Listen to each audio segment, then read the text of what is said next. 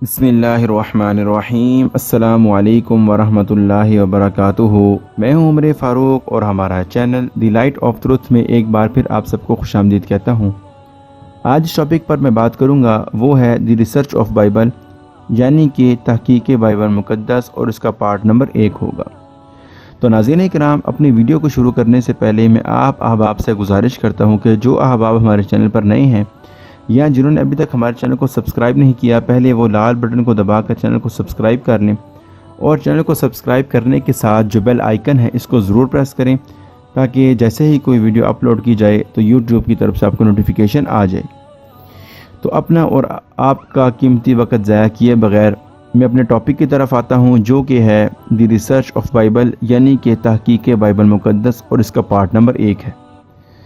ناظرین کرام، سب سے پہلے میں یہ بات بتاتا چلوں کہ ویڈیو میں صرف اتنی بنایا کروں گا جتنی آپ آرام سے سن سکیں، دیکھ سکیں،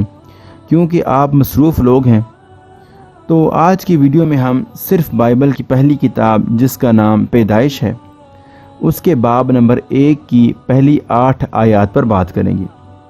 ناظرین کرام، پہلی آیت میں لکھا ہے کہ خدا نے ابتدا میں زمین و آسمان کو پیدا کیا۔ آیت نمبر 2 میں لکھا ہے اور زمین ویران اور سلسان تھی اور گہراؤں کے اوپر اندھیرا تھا، اور خدا کی روح پانی کی سطح پر جنبش کرتی تھی۔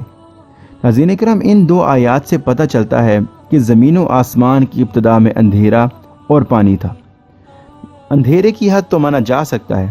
مگر جدید سائنس یہ تسلیم کرتی ہے اور بتاتی ہے کہ ابتدا میں زمین گیسوں کا مرکب اور گولا تھا، اور یہ گیس کی شکل میں تھی،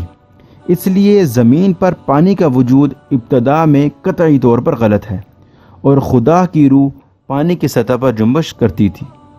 ناظرین کرام، اگر یہ کہا جاتا کہ خدا کی روح گیسوں میں تیرا کرتی تھی تو یہ مناسب ہوتا، کیونکہ ابتدا میں پانی کا تصور قطعی طور پر غلط ہے،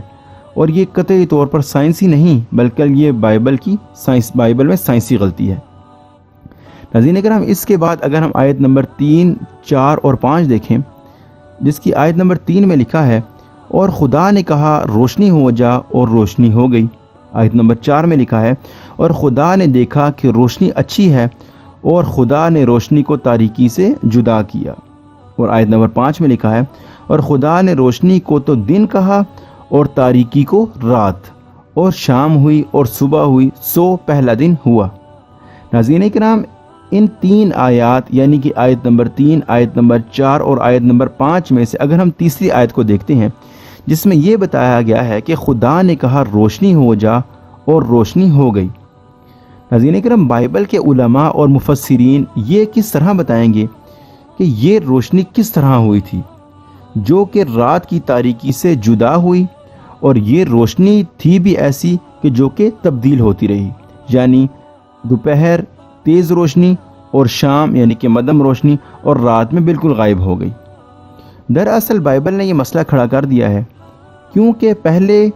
اور دوسرے دن اور تیسرے دن خدا نے روشنی کا جو ذریعہ تھا یعنی کہ سورج، اس کو تو بنایا ہی نہیں تھا، تو پھر خدا نے پہلے دن روشنی کس طرح اور کس چیز سے پیدا کر دی؟ وہ کون سا ایسا ذریعہ تھا جو بالکل سورج کی طرح روشنی کم اور زیادہ کر کے رات تک ڈھل کے رات میں تبدیل ہو جاتا تھا، یا جس منبع یا ذریعے کے زمین کے نزدیک گردش کر کے صبح، دوپہر اور شام میں تبدیل ہو کر رات تک پہنچ جاتی تھی؟ وہ ذریعہ یا منبع سورج تو یقیناً ہی نہیں تھا، کیونکہ سورج تو اسی باب کی آیت نمبر 14 کے مطابق چوتھے دن بنایا گیا تھا۔ اور اگر ہم اس باب نمبر 1 کی آیت نمبر 14 تا 16 میں دیکھیں تو وہاں لکھا ہے کہ خدا نے 2 بڑے نہر بنائے، ایک نہر اکبر کہ دن کو حکم کرے، اور ایک نہر اصغر جو کہ رات پر حکم کرے، اور اس نے ستاروں کو بھی بنایا۔ اب وہ ذریعہ کیا تھا سورج کے علاوہ جس نے خدا کی سورج کی تخلیق سے قبل 3 دن تک روشنی کیے رکھا، اور نہ صرف روشنی بلکہ شام اور رات اور صبح بھی اسی کے ذریعے ہوتی رہی۔ ناظرین کرام، تمام دنیا یہ بات جانتی ہے کہ روشنی ہونے کا ذریعہ سورج ہے۔ جب سورج زمین کے گرد گردش کرتا ہے تب صبح، دوپہر، شام اور رات ہوتی ہے، مگر بائبل کے مطابق 3 دن بغیر سورج کے صبح، دوپہر، شام اور رات ہوتی رہی، اگر یہ خدا کی قدرت سے تھا تو یہ سورج کے علاوہ کس ذریعے خدا نے روشنی اور دن کے مراحل کو طے کیا؟ اور پھر خدا نے اسی ایک ذریعے پر بس کیوں نہ کیا اور سورج چاند کو چوتھے دن ناحق بنا دیا، اور خدا اسی انجانے کے ذریعے صبح دوپہر اور شام کرتا رہتا اور سورج اور چاند نہ بناتا۔ ناظرین کرام، بائبل کے علماء ایک اور بات بھی یہ بتائیں کہ شروع کے 3 دن جس ذریعے سے خدا نے صبح دوپہر شام اور رات کی، وہ ذریعہ زمین و آسمان میں کس جگہ رکھا گیا تھا؟ کیونکہ پہلے دن زمین اور آسمان بنائے ہی نہیں گئے تھے، اور تمام بائبل کا علم رکھنے والے جانتے ہیں کہ بائبل میں آسمان اور زمین دوسرے دن بنائے گئے تھے، اور سورج فضا میں کیسے؟ کیونکہ پہلے دن فضا آسمان خلا نہ تھی، تو روشنی کہاں سے اور کس طرح آئی؟ اس کا روشنی کا ذریعہ اور منبع یعنی کہ لازمی طور پر زمین پر ہوگا۔ غرض یہ بھی ایک عجیب قسم کی غلطی ہے کہ بائبل کے مطابق سورج چوتھے دن بنے تو ابتدا کے 3 دن روشنی کس طرح ہوتی رہی؟ ناظرین کرام، اب بائبل مسیحیت میں خدا کی الہامی کتاب مانی جاتی ہے، تو اس الہام میں غلطیاں بالکل بھی نہیں ہونی چاہیے، کیونکہ خدا سے غلطی نہیں ہو سکتی، اور یہ دوپہر اور شام تمثیلی معنوں میں بھی نہیں لیے جا سکتے، کیونکہ پہلے ہی دن خدا نے کہا کہ روشنی ہو جا، تو بس اس پر پورے 3 دن روشنی رہنی چاہیے تھی۔ اس کے بعد ایک دم سے اندھیرا ہو جانا چاہیے تھا، کیونکہ خدا روشنی کو تاریکی سے جدا کر رہا تھا، مگر مراحل طے کرنا، صبح ہونا، دوپہر ہونا، شام ہونا اور اس کے بعد رات ہونا، یہ سورج کی گردش کے بغیر ممکن ہی نہیں ہے، اور یہ کسی طرح کی تمثیل بھی نہیں ہے۔ ناظرین کرام، اس کے بعد اگر ہم آیت نمبر 7 اور 8 دیکھتے ہیں